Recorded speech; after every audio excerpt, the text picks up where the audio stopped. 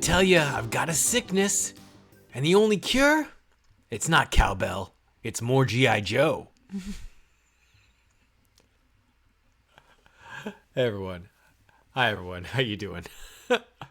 My name is Jeff. Hi, I am a Xennial. Today we continue our ongoing reaction series to GIJoe, A Real American Hero, and that sickness I talked about. Oh baby, we're taking it on full force today because we are going to be watching season 1, episode 28, The Germ. Gonna be an exciting time, I think. I don't really know anything about this episode. I don't know if this is an episode I've seen before or not. Maybe sometimes, you go into these episodes and you're like, oh, I think I've seen more or less every episode, but like this may be the less. I saw there's a thumbnail on the official Hasbro website YouTube page for this, and it's got Scarlet in it. So I know Scarlet's in it, and it's about a germ. This is season 1. We're pre-Mindbender, so they could go anywhere with this, really.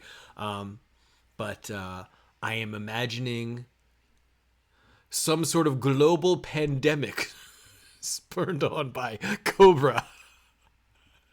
And maybe Doc will be the only one who can save the day. Again, season 1, we're pre-Lifeline, thank God. Sorry to all the Lifeline fans out there. But that guy's a real buzzkill, man. Anyway, so I'm kind of excited about this one. I think it's going to be a fun one. I don't know anything about it, but every time I get to sit down and watch GIJoe with you, my buddies here on the internet, I have a good time. So if you're excited, let's strap in and get ready for another fun episode. What I like to do is I like to yap just a little bit. And I vary a very little bit today, but I did want to yap a little bit more before we go into the reaction. So I'd just like you to know, if you look down below in the description, there are always chapter times for, so you can just jump to the reaction. You don't have to listen to me yammer on about whatever nonsense I want to talk about. Usually it's to talk about the writer. And you can go there. If you want to just jump ahead, that's fine. No worries there. Additionally, down below, there will be a link to where you could watch these episodes without any of my commentary. If you don't like me talking, that's fine. I don't know why you clicked on this video if that's the case. Like, I'm not going to take it personally. It's okay. But there is all of the episodes for GIJoe Real American Hero, at least the Sunbow series, are all up on the official Hasbro YouTube page currently. So Go watch them while you can. I think they're on Tubi as well. You just look around. They're around. And if you, of course, want the longer uncut version of this reaction, please head over to the Patreon page where you can watch the whole episode. And we want to thank the patrons who are making this dream become a reality. Of sitting around watching GIJoe together. A big huge thanks to the patrons, the Xennials at heart, as we call them. We've got Alec, Callum, Marissa, Corey, Kanan, Nejaj, and Tag Pro. You're keeping it real. Thank you very much. I appreciate it legitimately. I think now let's talk about the show. Let's just dive into it. I really only have one thing that I wanted to say that I think is of interest here, is that this is our second encounter with a writer named Roger Slifer. He's a comic book guy. He created Lobo. Like, that's a guy. That's a thing. But Roger Slifer, he made the transition into cartoon writing. He only did 3 episodes of Joe. He did these 2 episodes of Real American Hero of the Sunbow series. He did an episode of the Deke series, which was the second series after this 95 episodes of Sunbow. Then later on, he actually became the head writer of the GIJoe Extreme show, which was like a later version of GIJoe that is like questionable if it's any good or not. We'll get there one day on the channel here, I'm sure. But he also wrote, he wrote Gem. He wrote, I think he was the head writer of Bucky O'Hare. I know people love that show. I don't know that I've ever really seen it in its entirety, but You know, he did like a lot of stuff. He's been around the block on the cartoon circuit, and like very respectable career, I would say. So he was here, as I said before, with episode 21, which was called Money to Burn. And it was a really interesting episode. It packed a lot of stuff in and a lot of like larger world building that on paper sounds good, but in practice was a little weird in that while it helped flesh out like the Joes are set in a real world scenario, real world situation, it did little to advance the story. Some of the situations had almost nothing to do with the final plot. But, you know, this is the episode where they had like, there was like all of the civilians were protesting outside of the Treasury building. We had a bunch of really interesting secondary characters come up, like, you know, day players or whatever, like people just in for that episode, with like speaking roles and actual parts, which really helped make the world feel very lived in. There was like a walk and talk, like right out of a Sorkin show. It had some really interesting things to it that were really pushing the boundaries of what a G.I. Joe episode could be. But it wasn't all successful, I guess is where I'm going with that. That said, I really would rather see someone take a pretty big swing. You know, even if it doesn't all work. I find that super interesting when a writer does that. And with the Germ, you know, it's called the Germ. It could be like, I mean, it could be as cartoonish as, you know, a giant rampaging germ monster, or like, you know, 20-foot tall bacteria roaming the city, blob style, devouring everything. Or it could be as serious as like, there's a global pandemic and Cobra are the only ones who have the cure and they're holding the world hostage, right? So you could go a lot of ways with this. So we'll see. I hope Doc has a role to play, and I hope he's the one who sort of finds the answer, you know. It could be. It could be him. They'll probably give it to like Airtight or something. So racist. Okay. Just kidding. Let's jump into the episode. GIJoe Season 1, Episode 28, The Germ. Stand by for the flip. Hey to everyone who jumped right to here. Thanks so much, and not to worry, you're just in time. We're right about to start Season 1, Episode 28, GIJoe Real American Hero, The Germ. Let's see what this is all about. Yo, Joe! I'm excited. Okay, so here's what we were discussing before, if you weren't there. Just quickly, are we either gonna get giant bacteria roaming the streets of, you know, New York, devouring everyone like blob style, or are we gonna get global pandemic? Cobra is the only one with a cure. It's two sides of a spectrum. I bet we're gonna get one of them. We'll have to wait and see. My money is on the giant germs actually roaming the streets. But I don't know. The writer here, the last episode he did was pretty serious in a lot of ways. You know, for a GIJoe episode. So maybe his inclination is err on the more realistic side. We'll see. I'm excited. Ooh. Darkman? Oh. Could be. Who this guy? Oh, it's a doctor. Attention, A doctor who works for Cobra. Your last report has been received, And we are acting on your recommendation. You are, to proceed with the theft of the Pseudomonda eubacterius. otherwise known as Bacteria X. Bacteria X. Oh, what an evil doctor. Wait, is he a doctor? Oh, he's a Crimson Guard doctor. Ooh, cool. What a cool looking base. Here comes one of the Crimson Elite. Elite. Yeah, we do all the work. Look at that. Look at this little business on the side. So good. Good. You are dismissed. Destro, what a Now jerk. It is just a germ. but soon it will be a conqueror of worlds. Oh my god. Guys. You were dismissed. My orders are to remain, observe, and report your progress to the Crimson Guard commanders. I do not answer to them. Leave at once. My orders come from Cobra Commander himself, in triplicate. Signed, Cobra Commander in triplicate. Elite Trooper to Crimson Guard commanders. Destro departed in anger. What are your instructions? We can't afford delays. Bring the bacteria here at once. We can perform the tests in Extensive Enterprises labs.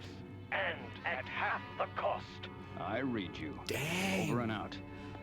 Guys, this is crazy, right? What cool backstory and intrigue we're getting here. This is so cool. Like the little affectations added here are amazing. They're so good.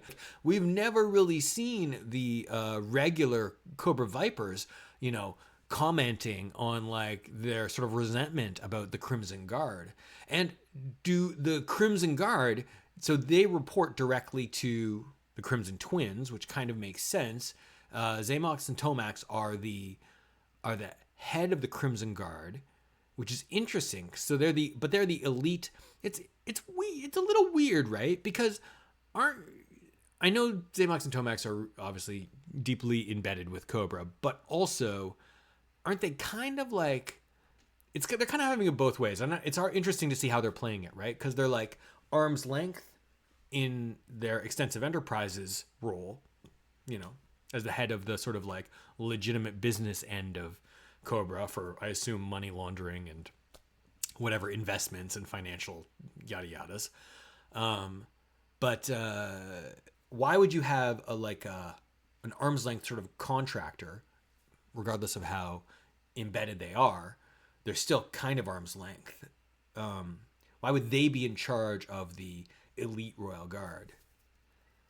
I don't know if that totally tracks, but I'm loving all of the like little connections. The, you know, this guardsman sort of like standing up to Destro.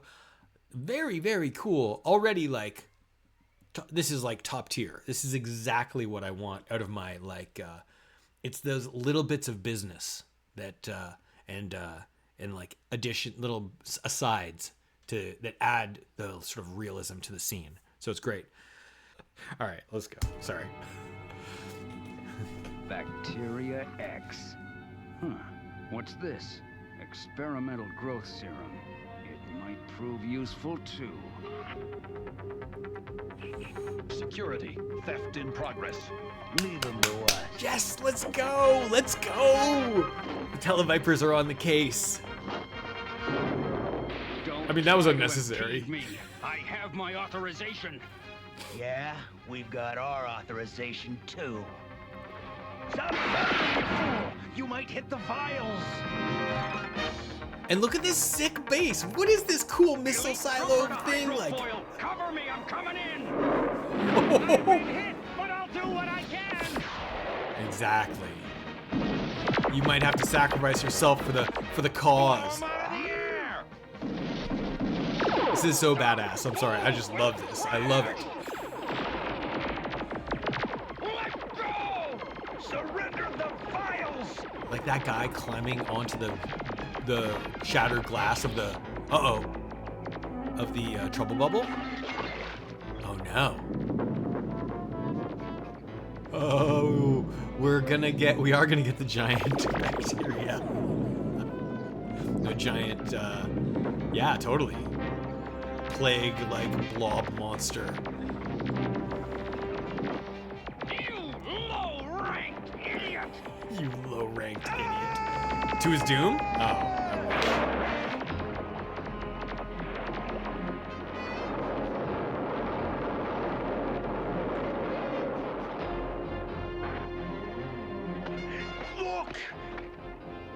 Look! The base is being destroyed! Yeah, shoot it. It's a great idea, buddy. Are those missiles gonna... I hope they explode. The water moccasin! It's our only chance to escape! Guys, get the rock out of there, man. Darn thing won't start. Come on, come on! Put these on, fast! Oh, man. This is so exciting. We got a code 10 from Colonel Sharp. Just moments ago, Hey, Colonel Sharp's showing our up again. recon satellite spotted this. This, a thing. It is, moving it's the down blob. state. Its nature and origin are unknown. The only thing we do know is that it absorbs everything in its Well, path. you could probably follow the No trail. sweat, Colonel. There ain't a Slimer made that we can't take out. Wait, sorry, was that a real Ghostbusters reference? Okay, who do we got? We're gonna get Shipwreck, Starlight, on the case. Target your Ace. missiles. Fire! Yeah, that's gonna work, dude. It's just gonna eat the missiles. It's probably gonna grow bigger. What's going on? The missiles must have been duds. I don't like the look I don't of think that. so. I'm here, but he darn near dealt me out. I've got to set her down. Why isn't Ace wearing his face mask? Hey, partner, you mind if I borrow that old crop duster of yours? As long as you don't bring it back looking like yours. What are these jokes? What are these jokes? Come on, guys. Wow, that was too close. What was? Oh, too close. He's trying to snuff the blob with insecticide. That's an interesting idea. Man, hey, they did call it the blob. Dusty called it the blob, didn't he? I think that's good. Like, we're learning some of the rules, right? Like, we're learning, okay, missiles don't work on it. It absorbs and eats everything, but it can also fire everything back at you, right? So, sort of weird ectoplasm. Ace, did you have your mask on this time at least? No, you're already knocked out. Let me go! Oh, Airtight to the rescue. Okay, okay. You all right, old buddy? All right, no. Alive, yes. That's good enough. In the future, I suggest you leave the handling of deadly substances to experts like me. What deadly substance? The blob's still alive. What you refer to so crudely as a blob is in fact a bacterium. He just might be right. I traced its trail. It begins at a recently destroyed Cobra base. There's only one way to kill a germ. What? Oh, with the cure? He's gonna fly into the germ using that weird-looking plane. That's right. Biggest hypodermic in the world. Snake Eyes, make sure the explosive is powerful enough. I want these antibiotics to get the widest possible dispersal within the germ. Antibiotics inside a germ. Can I just say, like, by the way, I did predict before we turned this episode on that Airtight was gonna be the key the key to solving the problem. Although I was kind of keeping my fingers crossed that Doc would be the one to do it. Like, Airtight is like a real stick in the mud, if you ask me. I'm not his biggest fan. Good luck, Airtight. I'll be right behind you. After your last two experiences with the germ, you better stay way behind me. And I want you two in constant radio What a contact. jerk. I can either carry out my mission or I can listen to Ace's chatter, but I can hardly be expected to do both. Seriously. Okay, Ace, keep down the chatter. I still don't understand why you have to go into That guy. Come on. I have to bypass its defenses and reach its nucleus. How you gonna do that? Don't worry about it. Just fly. This is most enlightening. What's it look like? Sorry, is there a battle going on in here? What a weird place for a commercial break. We didn't know what the threat was. Now back to GIJoe. You're supposed to. We needed one more shot of, like, here's what's shooting at him. Oh no! Is it something shooting at him? Inside a germ. We've got Cobra missiles in here, but I don't Oh. know where they came from. How can that be? Save your questions till after class. I've got orders from Flint. Scrub the mission. Fly out of there now. Oh no. I can't fly. In fact, I can hardly steer. Like what? Okay, that's I'm pretty cool. switching you off. This is very exciting, actually. Despite me being a little apprehensive about Airtight as a leading man, It's a pretty cool concept.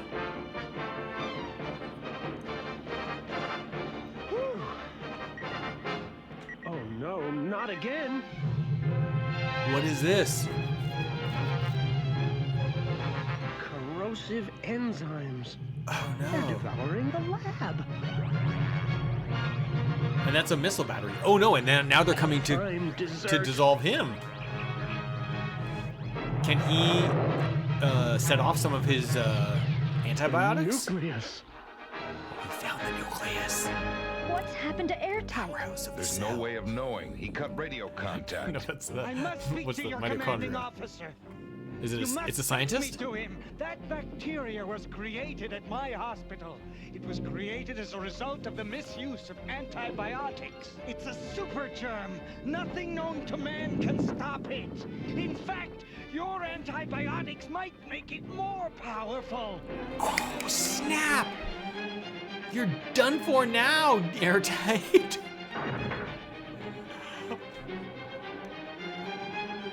What are they gonna do? What are they gonna do? Oh! What happened? What do you mean, what happened?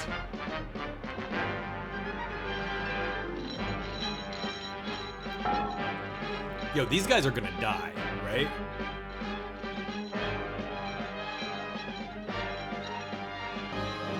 You gotta be like last week, karate chop the chain.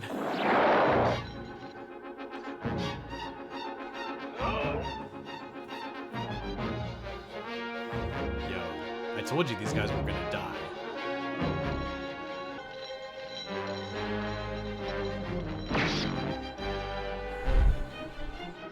Conveniently got that Cobra gun. Uh-oh, uh-oh, uh-oh.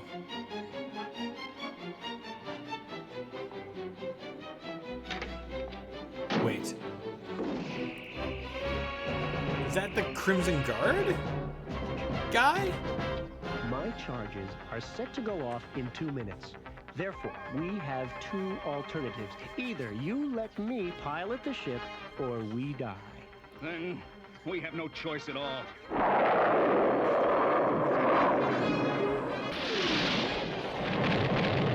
I do like him though. I want him to get Waves away. are propelling us. There's the explosion. The germ's receiving mega doses of antibiotics. But what about Airtight? Right, and this isn't even gonna work. Well, at least that's what the guy said. Flint, Scarlet. Congratulations, Airtight. Welcome back. Hey, everybody. Looks like you were wrong about the antibiotics, Doctor. It's not dying. It's going through its process of mitosis. Mitosis? What's that? Reproducing itself. Instead of one menace. We have two. And look, one of them is headed straight for New York. Millions Yes, will die. yes, it's exactly what I dreamed of. Giant blob roaming the streets of New York. Isn't that what we all want out of our cartoons? Now back to GIJoe.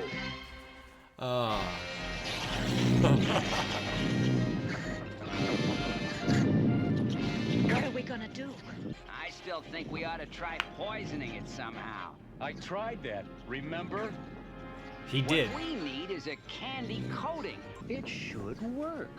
Poison in a candy coating. Of course. Apple seeds contain a tiny amount of poison. What about in large doses? Say an orchard full? It could be deadly. Could it be? This is Flint. Get the first germ I mean- into an orchard fast. We'll worry about the second one. Okay, man, load those apple crates. This seems like a. If we can't even slow this So creature wait a down, second. Let me make sure I understand here. So they're gonna use like the arsenic in apple seeds because it's like surrounded by the sugars of an apple. How would that? What I don't know. I don't understand. I don't understand why that would work, whereas like the insecticide, I don't understand why having a candy coating on it would work. I guess I don't really need to understand the science behind it. It is what it is. Don't forget, Dusty, this thing doesn't care what it eats. It chows down on whatever's in front of it. We've got to take advantage of its mindlessness. Watch.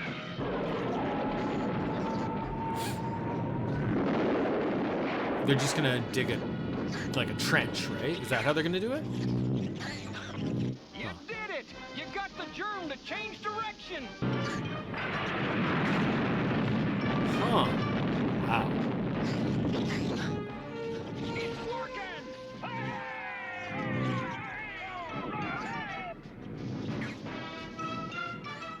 Okay. And now they'll be able to see if it's actually gonna work. I mean, presumably it will. GIJoe, are you gonna compensate these farmers? Oh. Applesauce. Great, Ace. Now we gotta nail the other one. Someone's gonna make a big apple joke, right? They have to. It's kind of like, is it too on the nose? I don't think so. Yeah, get out of here, you dumb deer. Come on, we got apples to shoot at a giant germ. What's the problem? Can't tell. Trail must be blocked up ahead. It looks like we're stuck here a while. Brother.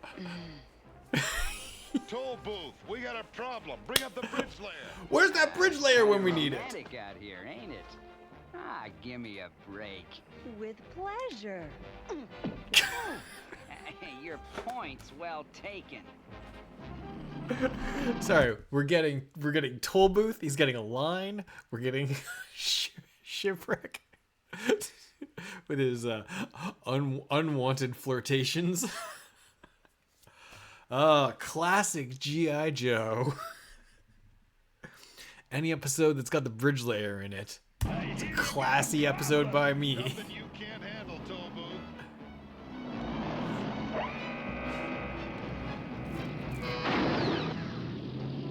Now this is what I call a good old-fashioned high-tech food fight. I'm tired of waiting. Where the heck is it? Come on, you lousy coward. Come out and take your medicine. Come on. This is gonna be your Waterloo. Shipwreck. Just kidding, big guy.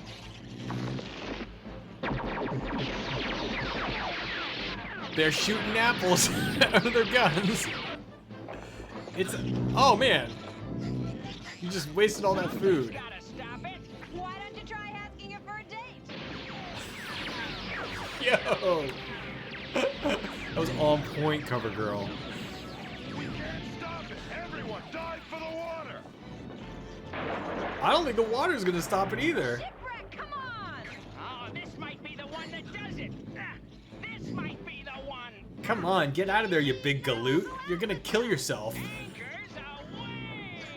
When are we Also, it's gonna absorb the whole truck full of apples, right? What do we do? Go swimming! This is the best date I've had in weeks. Skyscraper! Can they, like, bomb? They are. They're bombing it with apples. That's what I call timing.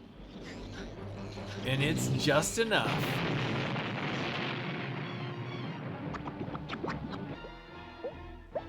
Oh, look at that. The Cobra guys, they're fine. A worm from the germ. I guess that germ found Cobra as hard to swallow as we do.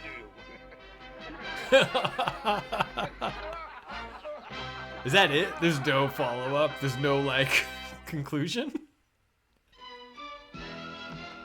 GIJoe will return. I get it. You use every second to, like, the last. But boy, oh boy. That's crazy. What a wild episode, man. All right, let's wait till the end of the credits, then we can talk about it a bit. What a wild episode. Like, it fell into so many tropes and so many, like, of the, like, it like hit exactly what I was kind of hoping for and I was, you know, half expecting it to hit. But also it did a bunch of weird things, especially at the beginning. The whole, like, top of the episode was, like, crazy, like, almost unlike maybe not entirely, but, like, pretty radically different than most episodes of G.I. Joe, right? Kind of like this, and this episode did remind me a couple of times of that, the, what's the episode with the giant fruits and vegetables that are like taking over the city? This episode reminded me of that episode a fair bit. And that episode also had Airtight in a key pivotal role, and Shipwreck and some of these same players. But that episode also started like this one with a solo, lower level, a brand new Cobra villain. And it's not one of our named villains. Like, you'd think that on paper, you can give that story, you could give that role that the Crimson Guardsman played here in this episode, you could give that to a secondary Cobra figure. Like, you could give it to Firefly or Scrap Iron or even Zartan. But I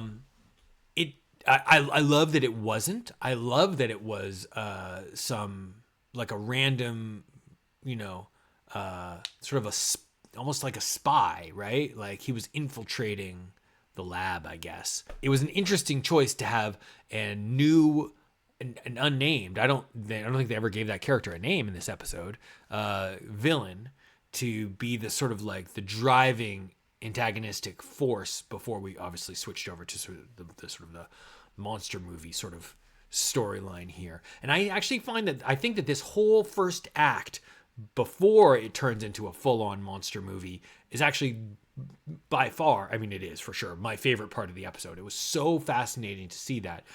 We saw Destro briefly, and all he did was get mad at the sort of bureaucracy of Cobra. We saw the Crimson Twins, like, via video call. We never saw Cobra Commander. But we got, that interplay between the Vipers and the Crimson Guard. We got those, like I mentioned, I called it out in the episode. There's that shot of after the trouble bubble goes down into the water. There was a shot of a Viper, of a Cobra guy climbing out on top of it. That shot is a perfect example of this episode, like, hitting different. Like, that's the shot that is not at all necessary to continue telling the larger episodic story here, but it grounds it, and it's so interesting to see that extra little bit of the storyline. Like, presumably that sort of thing is happening all the time during battles between GIJoe and Cobra, but you almost never get to see it. So that's the kind of extra little bit of business that I was talking about. And I know that this is still kind of broad strokes of, heroes and villains, and that's fine. But I really appreciated the sort of the look and feel of that Cobra base. There was all the cool, they had both the moray and they had the water moccasin. There was the Televiper who was like watching the camera feeds and catching the Crimson Guardsman, like going against whatever protocol, and is this a Destro base? Like, oftentimes you'll see Cobra Commander will have a base, Destro will have his own lab, or Zartan will have his own swamp base, or whatever it is, right? Like, some of the bases feel like they're kind of owned by various of the elite Cobra people. But whereas we have so many Joes, we don't really have either we don't have enough Cobra named characters, or we don't have enough specialized Cobra characters. I think that by the time we get into season 2, they've really added a lot more characters to the Cobra ranks. But even still, I don't think maybe they haven't, right? I mean, I guess when you looked at it, going into season 2, maybe this is a discussion that we have to have as we get later on in season 1, but at some point someone must have said, look, what are we missing in Cobra? Because clearly they don't have all of the roles filled, right? I really, really appreciated that opening here, though. I guess that's all I really wanted to get to, was like, what a cool and unique and interesting thing to do. I love it, the sort of where it ended up because of that. But let's talk about the monster movie elements of it all. This was one of my predictions, the one end of the spectrum of what this episode could have been about. The other end, of course, was the more serious. This is the more silly and cartoonish version. I kind of wish, my only wish really, just generally speaking, because it did follow exactly what I was sort of expecting of it's a rampaging blob, was I wish that it would have actually like murdered some people. And I get that this is GIJoe and that's kind of like, you can't do that. But they could have like maybe implied some like fatalities. I don't know. I don't know why. I just think that would be better. That would fit the mold a bit better. And I would have liked to have seen it actually reach the city, like oozing through the buildings like the blob, right? Like that would have been really cool to see. I would have liked to have seen like the citizens of New York fleeing in terror, a la like a monster movie, a Godzilla attack, kind of a thing. But this is basically like a kaiju attack, really. They just didn't execute on the big threat that you usually get with those kind of a giant monster sequences. But there's no denying this is giant monster territory. Going inside, it felt like very like Innerspace, very Osmosis Jones, as I was mentioning, very like we're in the quantum realm, kind of a weirdness. And I like the weirdness. That's good. I also really liked Airtight versus the Eels. That character is like, honestly, he grates on me. I'm sorry. I get that maybe he is the smartest guy in the room, but like, man, I don't care if you think it or you know it or whatever. Like, you're kind of a dick. Let's be honest about it. I don't want to hang out with that guy, even if he is the one who's gonna like solve the problem and save the world. I appreciate that GIJoe is willing to make kind of unlikable, irritating. I don't know if he's really unlikable. He's irritating characters. And there's no denying that he is like competent at what he does. So there's certainly that.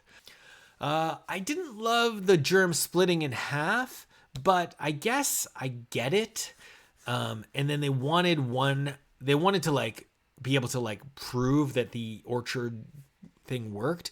But it did seem a little bit like we just did the same thing twice at the ending, right? With the apple orchards and then bombing them. Maybe all the New Yorkers could have come to the aid and like everyone's like bringing their own apples from their home or whatever and like throwing it at the thing, right? Because New York stands by each other when the chips are down, right? It's one of those like, is it Spider-Man? Is it the OG Spider-Man movie or is it Fantastic Four, where all the New Yorkers come to the rescue? There's a ton of, it's Ghostbusters 2 all over again. It's one of those things. That would have been a cool variation on what they did. But I'm not in the writer's room. This is just my opinion. I liked also the two weird little extra bits of business of adding in the bridge layer and adding in Shipwreck being his usual, like a flirt and a cad and, getting rebuked by CoverGirl. Like, does it play potentially as a little slimy nowadays in like 2026 context? Yeah, possibly. But it's also, appropriate for Shipwreck's character. He definitely thinks a lot of himself, and I really like Shipwreck. I like that character. Not that I approve of everything he does. Right now, I'm going to step away. I'm going to do a little bit of deep thinking. I'm going to look online, see if there are any sort of things about this episode that we should take note of, and then I'll circle back with some trivia, tropes, and takeaways for us to discuss. Hang tight.